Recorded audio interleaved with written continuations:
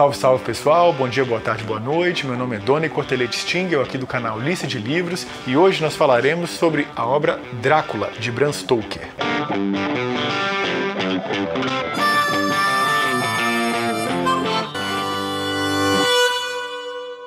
Bem, antes de dar sequência a esse vídeo, eu gostaria de pedir, se você puder e quiser, se inscreva aqui no canal, curta esse vídeo, nos siga nas redes sociais, isso é bastante importante para poder divulgar o nosso trabalho. Bem, as mais variadas culturas, nas mais diferentes épocas, tiveram essa figura mitológica do não morto, do undead, uma espécie de ser que, alimentando-se eventualmente de sangue, vivendo numa espécie de limbo, conseguia adquirir uma determinada imortalidade, ou seja, conseguiria não morrer. Então, cultura do Egito Antigo, na Grécia, na Rússia, vários países do leste europeu, enfim, várias culturas distintas, eventualmente até com pouco contato entre si, possuíam na sua mitologia alguma espécie de figura que tinha esse caráter vampiresco. Este nome, Drácula, remete a um personagem histórico que de fato existiu, chamado Vlad o Impalador, Vlad III. Esse nome, Drácula, ele é oriundo do fato de que o pai dele participava de uma ordem chamada Drácula, Ordem do Drácula, ou Ordem do Dragão. Esta é uma ordem criada por Sigismundo, um monarca do Sacro Império Romano, com o fito de impedir as invasões das hostes muçulmanas na Europa. E o Drácula, então, portanto, seu filho, Drácula, ele cresceu no momento em que o Império Turco-Otomano avançava sobre a Europa. É durante a existência do Drácula histórico que Istambul cai. Ou seja, que o Império Romano do Oriente cai no ano de 1453, quase 1000 anos depois da queda do Império Romano do Ocidente, que havia acontecido em 476. A queda do Império Romano do Ocidente, foi o fato que marcou o fim da Antiguidade e o início da Idade Média, e a queda do Império Romano do Oriente marca o fim da Idade Média e o início da Modernidade. E o Drácula, portanto, ele cresceu em um mundo muito bravio, com conflitos das ordens mais diversas. Ele era um líder político de um território pequeno, chamado Valáquia, e que, vamos dizer assim, ele estava acossado por outras duas grandes potências. A leste, o Império Turco-Otomano, com as suas hostes muçulmanas invadindo a Europa, e a oeste, o Império Húngaro cristão, que tentava se defender dessas invasões, e os dois impérios queriam domínio sobre a Valáquia. Entretanto, o Drácula não queria isso, queria ele mesmo ter o domínio. Então, para a gente fazer uma analogia com o tempo histórico atual, parece muito um caso similar ao que acontece com a Caxemira. Ou seja, é uma região pequena que é assediada por duas grandes potências, de um lado o Paquistão, de outro a Índia, que querem dominar, querem ter o controle sobre aquele território, mas neste território também existem aqueles que não querem ser dominados nem por um nem por outro, que querem a independência da Caxemira. E é exatamente nesse caso que se enquadraria o Drácula histórico. O Drácula histórico, ele tem uma história de vida bastante peculiar. Ele, por exemplo, ele foi sequestrado pelo Império Turco-Otomano quando era criança. Ele cresceu no Império Turco-Otomano, mas os turcos faziam uma coisa muito interessante. Eles sequestravam os filhos de determinados líderes do território que eles dominavam ou pretensamente dominavam. Porém, a partir do momento que eles haviam feito esse rapto, enquanto eles estavam na corte do Império, eles eram tratados como nobres. Ou seja, eles eram uma espécie de sequestro, mas um sequestro confortável. Ou seja, eles só não podiam sair de lá, eles eram bem tratados, eles tinham aulas, eles viviam como nobres, mas não podiam retornar sem autorização para o seu lar, e se caso seus pais tomassem algum tipo de ação contrária aos interesses do Império Turco-Otomano, eles podiam, obviamente, serem punidos, serem presos, serem assassinados. Entretanto, o fato de ele ter crescido junto aos turco-otomanos e uma pretensa influência que poderia ocorrer em sua existência não aconteceu. O Drácula, ele foi um personagem bastante fluido, ele nunca prestava fidelidade tanto ao Império Húngaro quanto ao Império Turco-Otomano. Ele foi variando ao longo da sua existência, a depender dos seus interesses peculiares, e fez alianças tanto com um lado quanto com o outro. O tempo histórico, como eu disse, foi muito, muito bravio, Para se ter uma noção, o pai dele foi assassinado, o irmão dele foi assassinado de maneira bárbara, teve os olhos queimados com ferro em brasas, foi enterrado vivo. Então, assim, era um tempo muito, muito duro, e ainda assim o Drácula consegue ascender ao poder, e assim que ele ascende ao poder, ele convida aqueles que haviam matado seu irmão, mas que naquele momento já eram seus aliados, os boiardos, para um banquete, e nos banquetes os personagens não ficavam armados, e o que o Drácula faz é eliminar a nata dos boiardos da época. Ele simplesmente assassina todos eles, todas as pessoas que ele havia convidado para um banquete. E esse tipo de ação, né, cruel, sádica, veio caracterizar a vida do Drácula. O Drácula, de fato, era um personagem sanguinário. Ele seguidamente utilizou-se da tática do empalamento. O empalamento, né, quem me escuta acho que deve saber, né, é a técnica de cravar, né, de trespassar o corpo com uma estaca que entra pelo ânus e vem atravessando o corpo, vem atravessando por dentro do corpo e sai no ombro, no pescoço, eventualmente até dentro da boca. E essa técnica, ela não só é muito cruel pelo fato óbvio de trespassar o corpo com uma estaca, como ela ainda é feita com tal refinamento que a ideia seja que a pessoa não morra enquanto está se cravando essa estaca. Eles desviam dos órgãos vitais, de modo que depois de ter trespassado o corpo inteiro da vítima, ela ainda não morre de imediato. E aí tá, vamos dizer assim, o auge da crueldade dessa técnica. A pessoa demora a morrer. Depois de empalado, ele fica horas, eventualmente até dias, gritando, clamando, implorando por socorro, implorando pelo fim da sua vida, até que ele finalmente morra. Então, uma técnica extremamente sádica, e o Drácula a utilizou fartamente. Ele desmoralizava os exércitos inimigos com a técnica do empalamento. Ele capturava alguns soldados do exército inimigo, os empalava e os expunha, de modo a impedir, vamos dizer assim, desmoralizar o exército inimigo, mostrar o que aconteceria com eles se seguissem atacando-o. E de fato ele conseguiu vitórias, mesmo quando dispunha de exércitos inferiores. É lógico que ele ganhou, ele perdeu várias batalhas ao longo da vida, inclusive morreu em uma, mas ele conseguiu muitas vezes sobrepujar exércitos adversários através da desmoralização acarretada pela técnica do empalamento que ele fartamente utilizava. O Drácula foi um personagem histórico muito sombrio, muito duro, muito tirânico. No livro Guerreiros Lendários, os grandes heróis da história e da mitologia, o autor britânico Daniel Mercer, ele conta uma história que eu acho que resume bem quão, vamos dizer, violento, quão atroz era o Drácula. Quando o Drácula assumiu o poder na Valáquia, ele acabou com o crime. Ele era extremamente agressivo contra quem praticasse qualquer ordem de crime. A pessoa tinha uma morte cruel, uma morte sádica. E, certa vez, passou um mercador na Valáquia, ele ou teve um saco de moedas furtado, ou ele perdeu esse saco. E ele pediu apoio aos guardas, ele pediu apoio a todas as pessoas, que ele não podia perder aquilo, porque, claro, era o patrimônio que ele possuía, eram 30 moedas de ouro que ele tinha.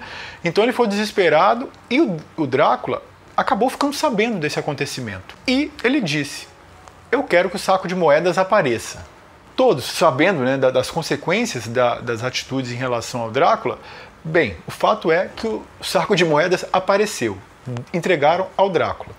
O Drácula pegou o saco de moedas, chamou esse mercador, entregou o saco de moedas e disse para o mercador: confira para ver se está tudo certo, se todas as suas moedas estão aí. O mercador tinha 30 moedas dentro do seu saco, e quando ele foi conferir, havia 31.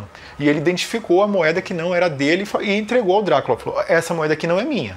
E devolveu. Bem, o mercador não sabia, mas ele estava passando ali por uma prova.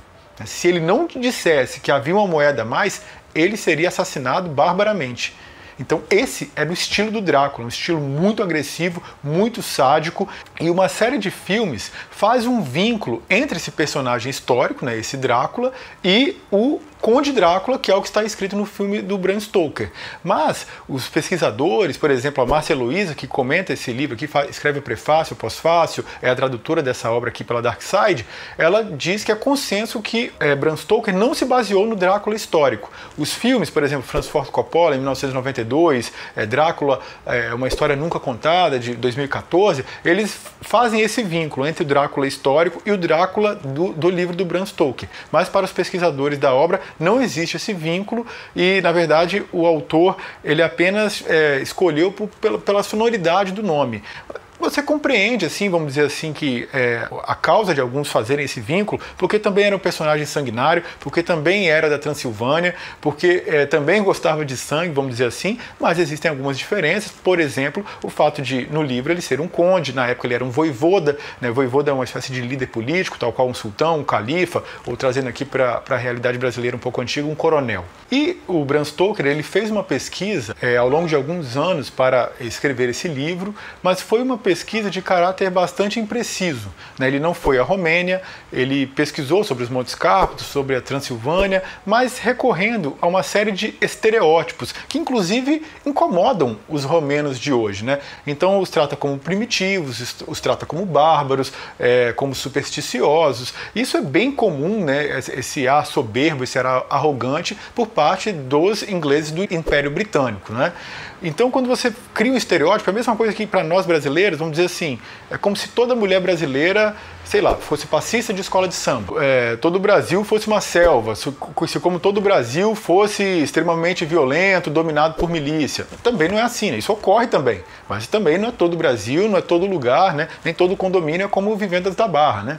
Então, enfim, não é todo mundo aqui dominado por milícia, não. Então, assim, a pesquisa, ele sabe-se que ele recorreu a alguns livros, por exemplo, tal como Lobisomem, do Sabine Baring Gould, cujos trechos selecionados eu deixarei aqui no link do bloco de informações, mas a pesquisa dele foi limitada, né, e foi com essa visão altiva, essa visão arrogante, essa visão colonialista da Inglaterra para com outros países. Esta visão, né, dos ingleses para com países europeus e de outra ordem, ela permanece até hoje, né? Basta saber que os ingleses nunca adotaram o euro como moeda, né? Eles seguiram com a libra esterlina e mais recentemente eles ainda votaram Brexit e saíram completamente da comunidade europeia. Então quer dizer, você imagina, todos os outros países da Europa se unificam, estão juntos e já a Inglaterra escolhe ficar separada, né? Ou seja, essa arrogância, essa altivez colonialista era corrente na época, ela ainda permanece em larga medida até os dias de hoje.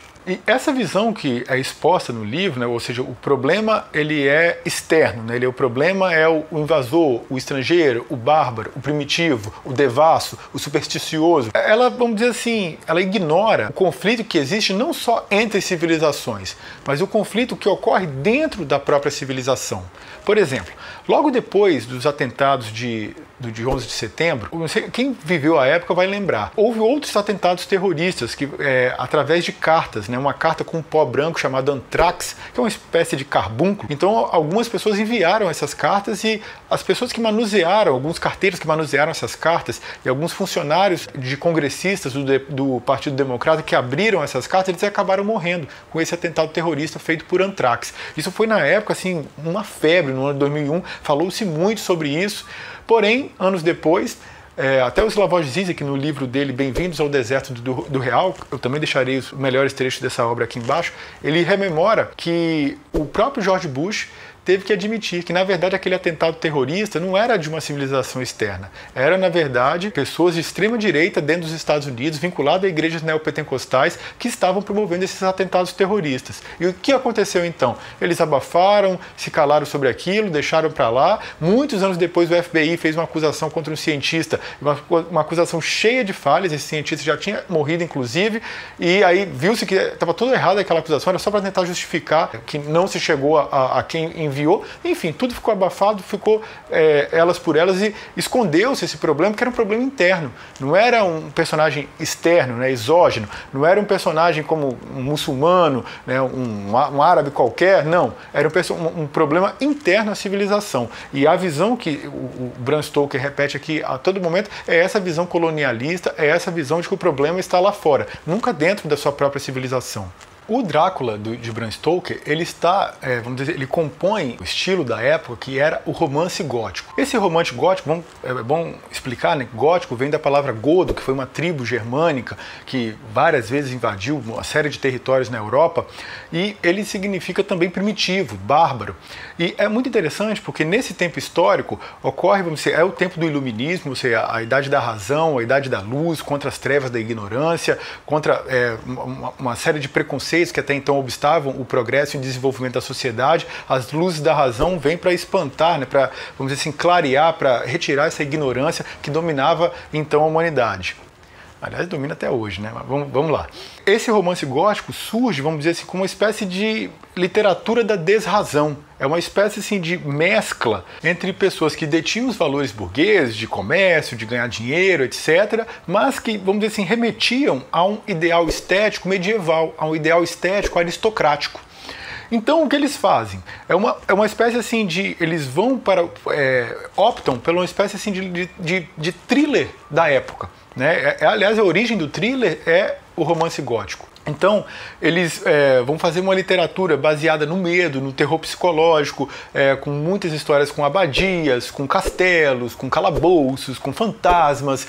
E é uma literatura muitas vezes com o intuito de ganhar dinheiro, uma avidez por ganhar dinheiro, destinada a pessoas muito simples, aquelas, vamos dizer, que liam livros movimentando os lábios, né? E pouco dessa literatura se aproveita hoje. Na maior parte, ela tem uma qualidade muito, muito precária. O Otto Maria Carpo, por exemplo, ele recomenda só 2 grandes livros dessa época: Melmoth the Wanderer, do Charles Maturin, e O Mágico, do Schiller, né? Ele, por exemplo, ele não compreende, né, o Carpo, como o Frankenstein, da Mary Shelley, esposa de um grande poeta de mesmo nome, aliás, ele conseguiu, né, sucesso até os dias de hoje. E nós, quando vamos nos remeter ao romance gótico, ou noir, né, para os franceses, são esses 2 livros que a gente lê normalmente, escuta até os dias de hoje, ou escuta falar até os dias de hoje. Um é o Frankenstein, da Mary Shelley, e o outro, o Drácula, do Bram Stoker. O tempo histórico em que está inserida a escrita desse livro foi na Era Vitoriana, né? Ou seja, durante o reinado, longuíssimo reinado, aliás, da Rainha Vitória. Esse reinado foi caracterizado, dentre outras coisas, pelo fato de a Inglaterra, nesse momento histórico, dominar boa parte do mundo. O Império Britânico, na época, né, essa Rainha Vitória, ela dominava um império, talvez, que para você remeter a um tempo histórico, você teria de ir a Napoleão Bonaparte ou Alexandre o Grande, né, para você compreender o tamanho e a amplitude do poder que essa monarca possuía na época. Era recorrente, né, a fala dizendo que no Império Britânico o Sol nunca se põe. Isso por quê, né? Aqui está um território onde está o Sol, aí a Terra gira, mas aqui tem outro território onde o Sol está batendo agora, e assim vai girando toda a Terra, e sempre tem algum protetorado, alguma colônia britânica onde o Sol está batendo até que ele retorna até a própria Inglaterra. Isso demonstra, vamos dizer assim, a amplitude do poder que ela tinha, e é lógico, ele sempre mantendo essa visão que o que estava nessas colônias era bárbaro, era primitivo, era inculto, e aquilo que estava na Inglaterra era civilizado, avançado tecnologicamente e especialmente moralmente, porque esse período histórico é caracterizado por um fundamentalismo religioso anglicano. A Rainha Vitória era, né, como toda monarca inglesa, chefe da Igreja Anglicana, e havia uma repressão sexual fortíssima na Inglaterra, fortíssima, né? O sexo tinha função meramente reprodutiva, né?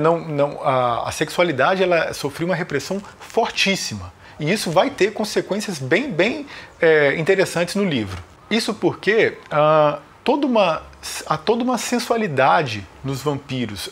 Eles vêm, vamos dizer assim, com esse primitivo que eles trazem, né, o bárbaro que eles trazem, é um bárbaro vinculado também a uma espécie de devassidão, com toda uma lascívia, com toda uma volúpia. Então, assim, ela não é explícita, de maneira nenhuma explícita, até porque acho que seria censurado na época, mas ele está sempre ali, de maneira sutil, essa sensualidade, essa sexualidade, que nos filmes que nós observamos, ela já está mais exposta, as mulheres são bem decotadas, às vezes estão até seminuas. Então, por exemplo, numa série de ataques que os vampiros fazem, o Drácula, por exemplo, várias e várias vezes, ele ataca as pessoas quando elas estão na cama, quando elas estão dormindo, ou quando elas estão quase dormindo. As pessoas então são hipnotizadas, as pessoas são dominadas, as pessoas são sujeitas a essa pessoa estranha. E, veja bem, quando é que uma pessoa está na cama, perde o controle, ela está fazendo o quê? Né? Vamos trazer para a nossa vida cotidiana, né? Vamos dizer assim, então de maneira muito sutil, né? Está muito óbvio, né? Freud explica, né? Então, assim, aquilo que o livro está querendo expor, toda essa devassidão, essa luxúria, essa lascívia que vem com os vampiros. E além dessa sexualidade reprimida, outro aspecto característico da época foi aquele movimento histórico que o revolucionário alemão Friedrich Engels alcunhou como Revolução Industrial. Ou seja, foi um avanço tecnológico nos meios de produção que promoveram uma série de mudanças na tecnologia, então mais indústrias, mais poluição, uma favelização, uma pobreza, concentração de renda, desenvolvimento tecnológico, enfim, uma série de mudanças na sociedade da época e que estão devidamente retratadas nessa obra. Por exemplo, aqui os personagens têm contato com transfusão de sangue, eles têm um avanço já da época, eles gravam memorandos em uma espécie de fonógrafo, né, também um avanço para a tecnologia da época, eles utilizam máquina de datilografar, também um avanço da época. Então, esse romance do Bram Stoker, ele faz uma espécie de mescla, né, de um terror medieval em um tempo histórico de avanço tecnológico. É justamente, portanto, essa mescla de uma estética medievalesca primitiva com os avanços tecnológicos burgueses. Esse livro foi lançado no ano de 1897 e o enredo, né, do Drácula, ele é até simples, apesar de não ser simplório. O Conde Drácula mora lá na Transilvânia, um castelo escuro, aquilo que mais ou menos muitas pessoas já devem ter ideia por conta de filmes, séries, etc. Mas ele deseja se mudar para Londres. Por quê? Porque Londres, na época, era aquilo que Nova York é hoje, ou seja, uma espécie de capital informal do mundo, né? Nova York por enquanto, né? Porque Xangai está vindo aí, né? Então, lá era onde havia os maiores avanços tecnológicos, havia muitas pessoas, havia muitas novidades.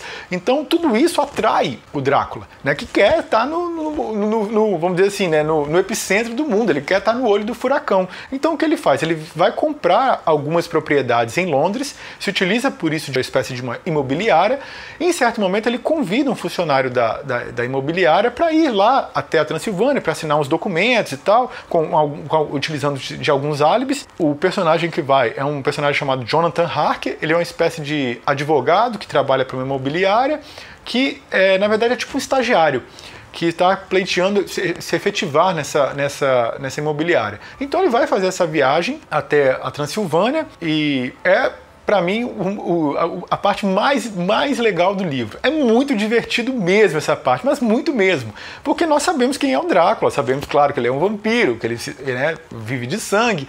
E o Jonathan Harker, ele vai relatando no seu diário as peripécias que ele passa ao longo da viagem, porque ele não fala romeno e ele percebe que as pessoas estão tentando avisá-lo de alguma coisa, né, que olha, não vai para lá, cuidado, né, fazem sinal da cruz, colocam um rosário no pescoço dele, tentam demovê-lo a todo momento que ele vá se encontrar com o Drácula. E ele vai vendo, achando aquilo um pouco curioso, fica um pouco, vamos dizer assim, incomodado, fica receoso mais com a polidez, com o decoro inglês, com, vamos dizer assim, aquele racionalismo. Ele, não há problema nenhum, não é isso e tal. Ele vê assim com certo menoscabo toda aquela superstição e vai, né? E você, enquanto tá lendo, parece que você quer entrar no livro e dizer, cara, não vai, você tá indo para baixo, meu irmão, você segura sua onda, não vai não, escuta o que eles estão tentando te avisar. Então esse início do livro é realmente brilhante. E o Drácula quer que né, no caso de Jonathan Harker, vá até o castelo para que ele conheça o inglês. Porque o Drácula, ele é um personagem intelectualizado, ele leu muito, ele fala inglês, mas o fato de você ler um livro, conhecer um local através de um livro, através de um jornal, não vai conseguir, vamos dizer assim, contemplar todos os aspectos. Claro que não. Por exemplo, até na fala, né, o Drácula fala corretamente o inglês, mas nós sabemos que a fala ela tem algumas nuances, né, que só aquele que propriamente fala o idioma vai conseguir identificar ou eventualmente vai falar sem mesmo perceber. Posso dar 1001 exemplos, mas para dar a palavra muito, né, nós escrevemos M-U-I-T-O, mas quando nós falamos, depois do I existe um N, né, muito. Assim nós falamos, é natural, né? Esse N aí, uma espécie de N mudo aí depois da letra I. Mas se você for falar como você escreve, seria muito. Ninguém fala assim, né? Está muito errado, né? Falar muito. Então, esse tipo de detalhe parece que o Drácula quer saber, além de, claro, saber da cultura, saber como as pessoas se portavam, como elas falavam no cotidiano, ele quer conhecer como eram os ingleses. E depois ele vai se trasladar até a Inglaterra, né, para o seu novo lar. E nesse momento, algumas pessoas, alguns personagens que compõem o livro percebem, né, o risco que estão trazendo ali e, simultaneamente, o Drácula os caça e é caçado. Este é, em poucas palavras, o enredo do livro. E esse romance, né, o do Bram Stoker, o Drácula, ele não é narrado.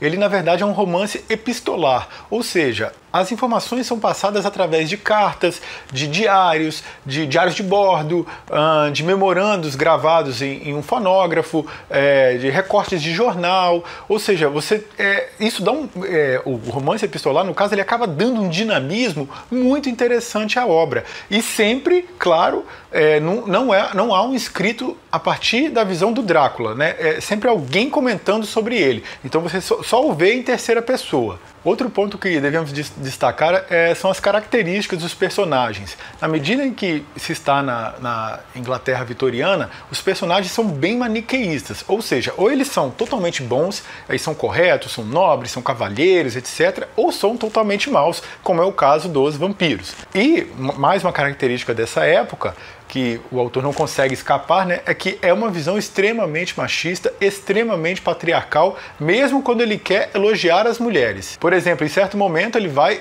elogiar um personagem, né, que é o Van Helsing, vai elogiar uma personagem feminina, que é a Mina Harker. Ele diz na página 275 que tem uma inteligência de um homem. Olha bem, né, a visão, né, que o autor não consegue, obviamente, se abstrair. Né? Como já disse certo barbudo, não é a consciência dos homens que determina o seu ser social, mas é o ser social que determina a consciência dos homens. Ou seja, se você não nasceu na Idade Média, em um país extremamente católico, se você nasceu no Japão feudal, ou você cresceu em uma tribo indígena, aquilo, né, a pessoa que você vai estar muito influenciada por esse ambiente no qual você viveu. Né? Você vai exercer sua subjetividade a partir de determinados parâmetros que são externos a você. Né? Então, o Bram Stoker, mesmo quando ele tenta construir um personagem feminino forte, ele não consegue abstrair dessa visão patriarcal, machista que imperava à época e que, infelizmente, ainda impera em larga medida até os dias de hoje. Outro aspecto que eu acho que é interessante destacar é que algumas características dos vampiros, elas foram, vamos dizer assim, solidificadas a partir desse livro do Bram Stoker, apesar de, claro, sempre haver algum tipo de diferença, nunca é estritamente igual. Então, por exemplo, os vampiros são elegantes, eles são sedutores, são inteligentes, eles não podem andar no sol, são muito fortes, eles têm aversão a alho, têm aversão a crucifixo. Por outro lado, algumas características ficaram mais restritas a essa obra especificamente. Então, por exemplo, aqui o Drácula ele tem um hálito muito ruim, um hálito fétido mesmo, ele tem pelos nas mãos, as unhas dele são muito compridas e muito afiadas, como se fosse uma garra mesmo. Ele não pode entrar na casa de ninguém se não for convidado, né? A partir do momento que foi convidado, ele pode entrar a qualquer momento, mas o primeiro ingresso só se dá a partir do convite. A pessoa também só entra no castelo dele se assim ela quiser. A partir do momento que entrou também já está, né? Mas ele não pode forçar o ingresso.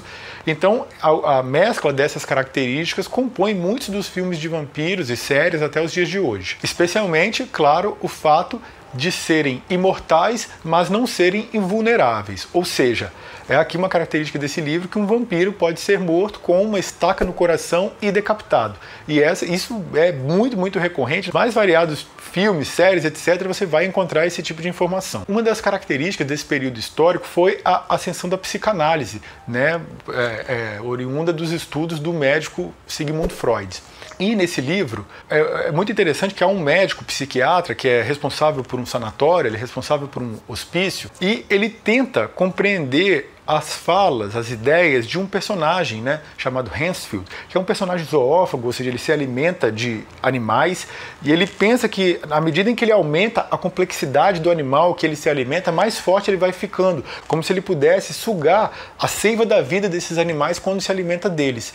Tendo, claro, né, e à medida que aumentasse essa complexidade, até chegar no mais perfeito deles, que seria o sangue do ser humano. E esse médico, né, esse doutor, o John Seward, ele tenta compreender, portanto, o mundo através dos olhos daquele lunático, das ideias daquele lunático. Isso é muito freudiano, né? Isso tem total vínculo com a psicanálise. Porque o Freud, em sentido contrário, em sentido infenso ao senso comum, que tentaria compreender um lunático a partir de um insano, ele segue o caminho exatamente inverso. O Freud tenta entender uma pessoa normal, uma pessoa sã, a partir do lunático.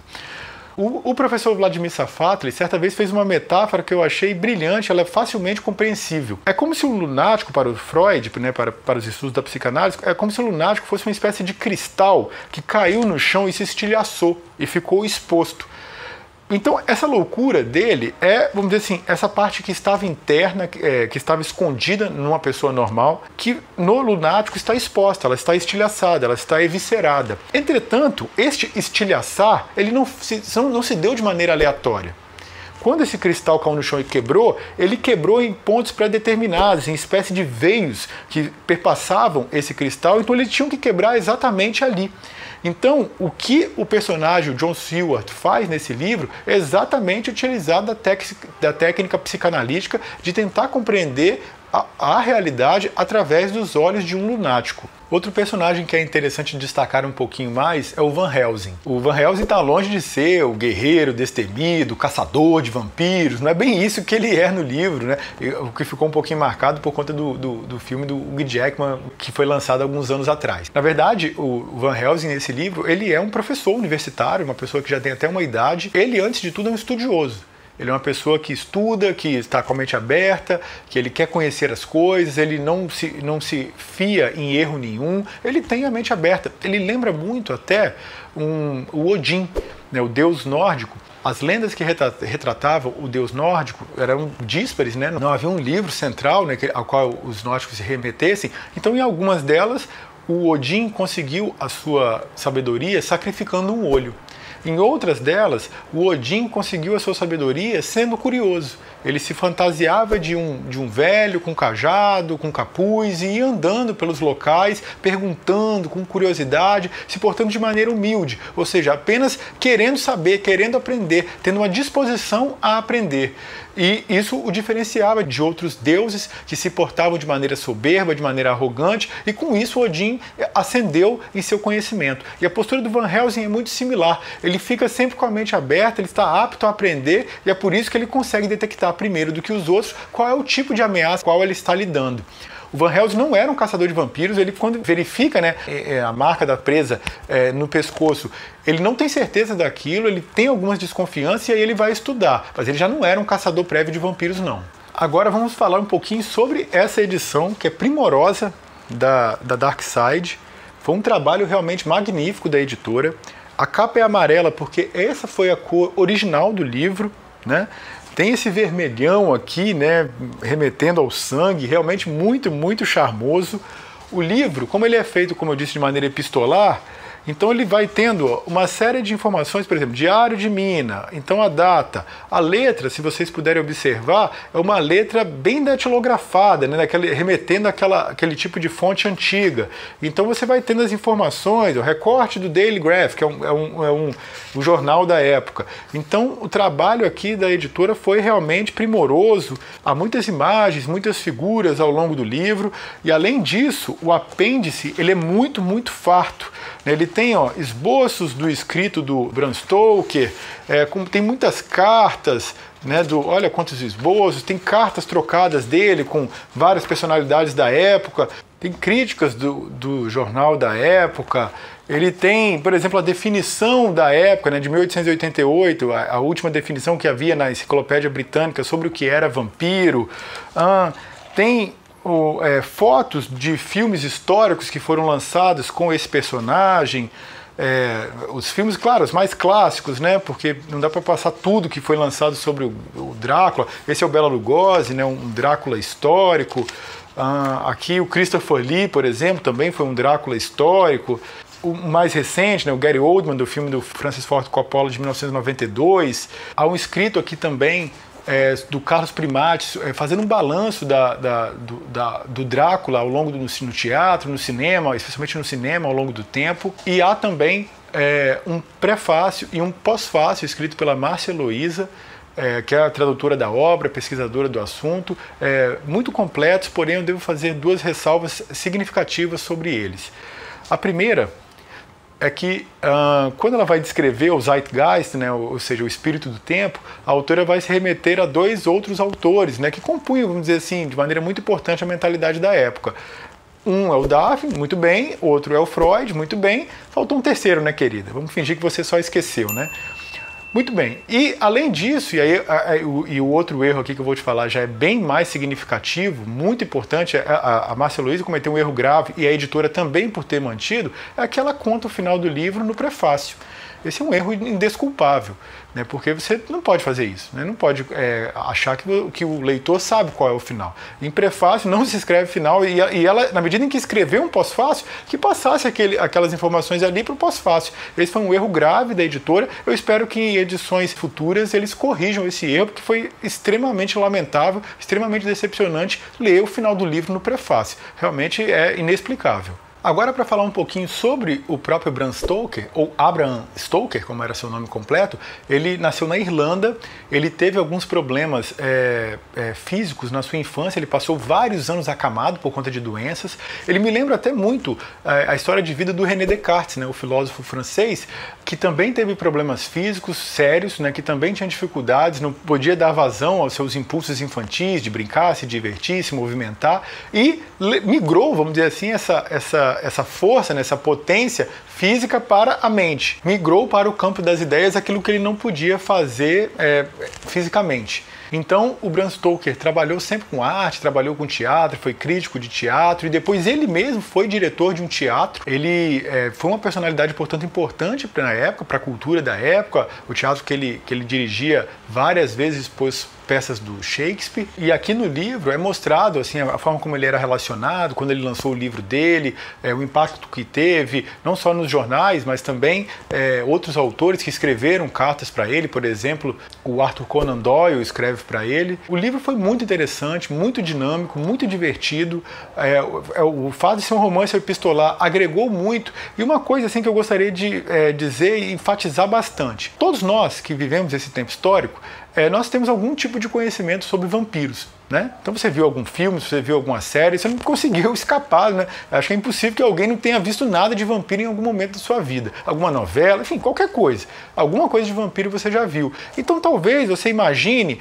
que já contemplou, vamos dizer assim, já sugou o que tinha de sugar dessa cultura, vamos dizer assim, ou desse tipo de história. Vou te dizer com vivacidade, não. Se você não leu o livro do Bram Stoker, você não sugou o que deveria ter sugado.